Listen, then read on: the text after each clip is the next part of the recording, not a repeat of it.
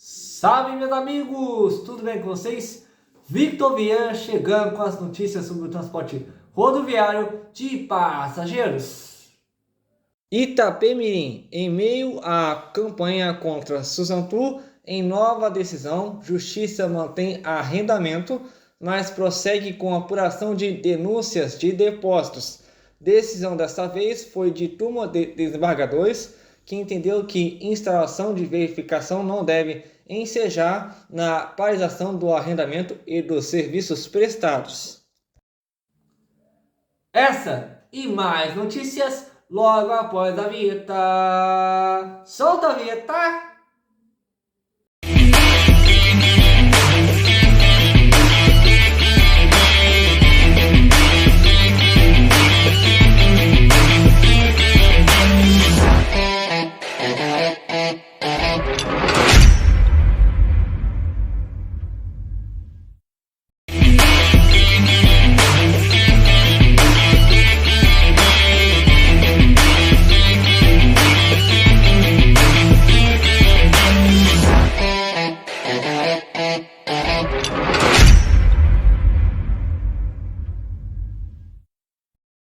Em uma nova decisão de 3 desembargadores em conjunto, a Justiça de São Paulo determinou que o arrendamento de linhas interestaduais de ônibus referentes à falência do grupo Itapemirim deve continuar sob operação da Suzantur Transportadora Turística Suzantur Limitada, mesmo com a apuração de denúncias de eventuais depósitos com valores a menos que tenham sido feitos pela empresa do ABC Paulista. A determinação ocorre mesmo com a campanha contra o arrendamento, que está sendo veiculada em espaços publicitários de portais, segundo a defesa da Suzantur. Recentemente, partes isoladas do processo com denúncias contra a direção da empresa foram publicadas. Tais apontamentos ainda não foram verificados e provados, segundo a operadora da cidade de Santo André, São Paulo.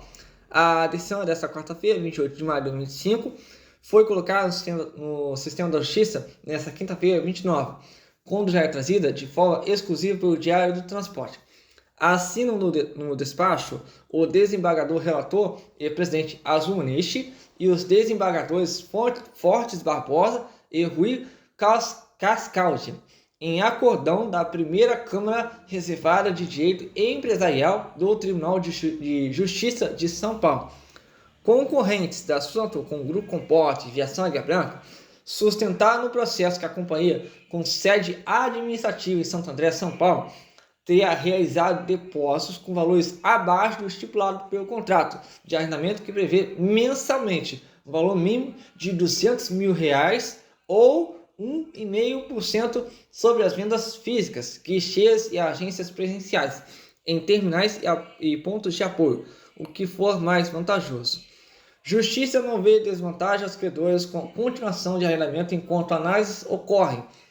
As concorrentes alegam que as irregularidades teriam ocorrido bem nessa questão do critério do depósito de 1,5%. Isso porque, ainda de acordo com a argumentação, em diversos meses, os valores repassados à massa aferida pela Suzantur no arrendamento foram de R$200 mil, quando, pelo critério de 1,5%, deveriam ter sido maiores. A empresa de Santo André nega, mas diz que se dispôs, em caso de comprovação de qualquer falha, a fazer os reparos. Na mesma decisão que levou o grupo Itapemirim à falência em 21 de setembro de 2022, a Justiça de São Paulo aceitou a proposta da Suzantur para arrendar as linhas por 2 anos, como uma forma de reverter recursos para os credores da Itapemirim. O grupo Itapemirim tem dívidas que somam R$2,9 bilhões de responsabilidade dos antigos gestores. Primeiro, a família do fundador Camilo Collor, sendo depois repassada para os empresários Milton Rodrigues, Camila Valdiva e Sidney Piva de Jesus, que ao final estava só à frente dos negócios. Os 2 anos de arrendamento começaram a ser contados a partir de 27 de fevereiro de 2003, quando a ANTT, a Agência Nacional de Transporte Terrestre do Governo Federal, deu anuência à operação arrendada. O prazo inicial acabou em 27 de fevereiro de 2005, mas como até então não foi feito o leilão definitivo das linhas, ônibus velhos remanescentes, guichês e marcas, O período foi prorrogado por até 180 dias. Os concorrentes ainda alegam que o arrendamento para a Santur tem sido desvantajoso para os credores, uma vez que teria arrecadado apenas cerca de 4 milhões e meio de reais, 4.488.465,56 e todo o período em que ocorreu propostas melhores, como o da Aviação Águia Branca S.A., que ofereceu 3,02 milhões de reais por mês, e a empresa de ônibus Nossa Senhora da Penha, do Grupo Comporte, que propôs 1,71 milhões por mês, ou 5,01 sobre a receita líquida da venda de passagem, o que for mais vantajoso para a Massa Faida.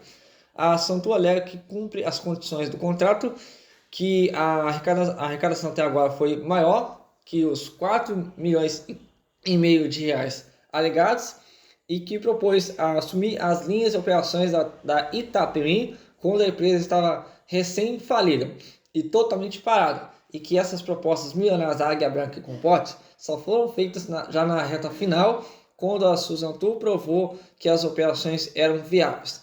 Na decisão, os desembargadores entenderam que as denúncias sobre eventuais irregularidades nos valores dos depósitos podem continuar, assim como devem ser consideradas propostas melhores para os credores, mas que nada disso pode impedir o arrendamento à Santur, que deve continuar enquanto isso. Outro sim, também se faz necessária a apuração de descumprimentos por parte da arrendatária, notadamente acerca da importância paga mensalmente, a fim de verificar se os valores depositados estão em consonância com os termos contratados, sobretudo diante das manifestações acostadas aos atos.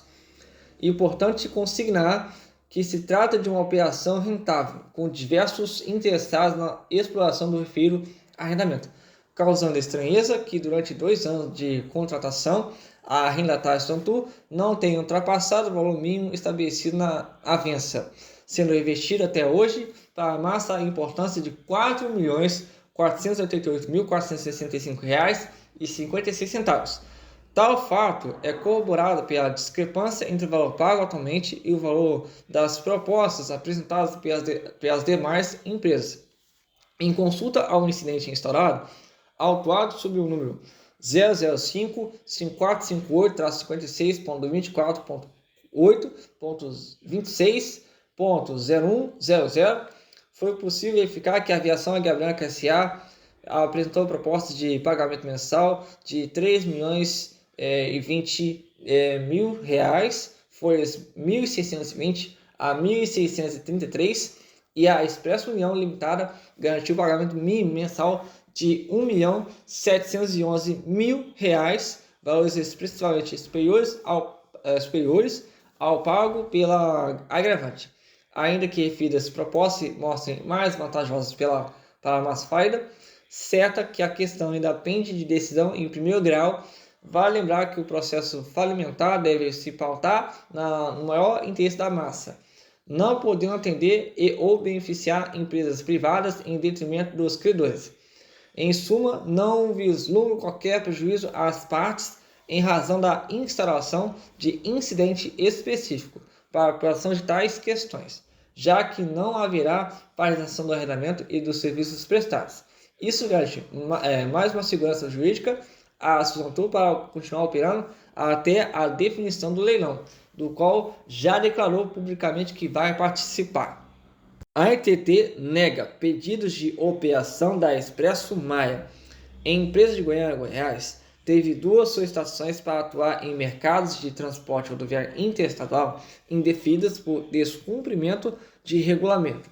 A Agência Nacional de Transportes, TSNTT, negou 2 pedidos de autorização para a Expresso Maia operar em determinados mercados. As decisões com data de 22 de maio de 2005 foram publicadas nesta quinta-feira, 29, sob os números decisões SUPAS 807 e 808.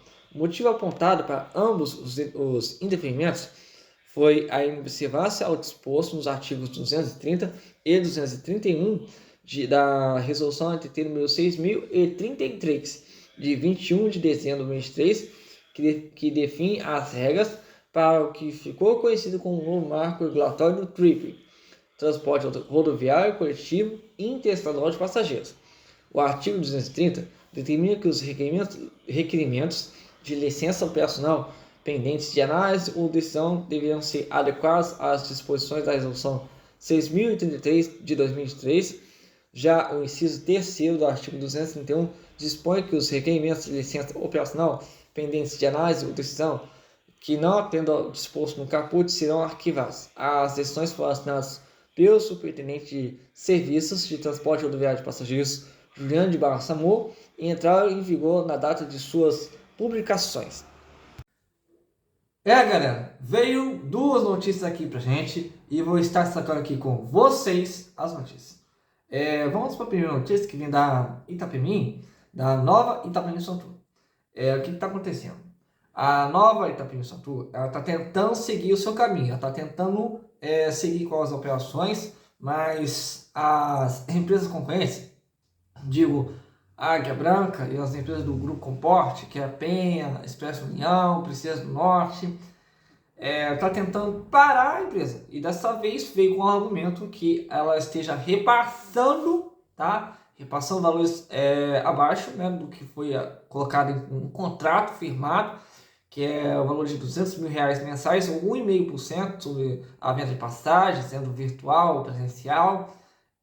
Mas a empresa nega que está passando valor a menos. Ela está passando que foi firmado no contrato, tá? Foi firmado no contrato, que é R$200 mil mensais, ou 1,5%. Se em caso tiver algum erro, eles vão verificar e, claro, dar a devida resposta.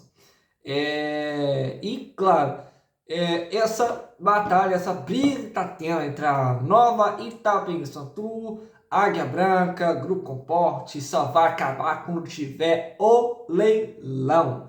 Quando a empresa quando for divulgar o leilão, quando começar o leilão e, claro, o vencedor do leilão, que eu creio e estou na torcida pela nova Itapemirim Santur, pois só ela tem a garantia que vai ficar com a marca, com os guichês, com as agências, com os ônibus pintados de amarelo, com tudo, né?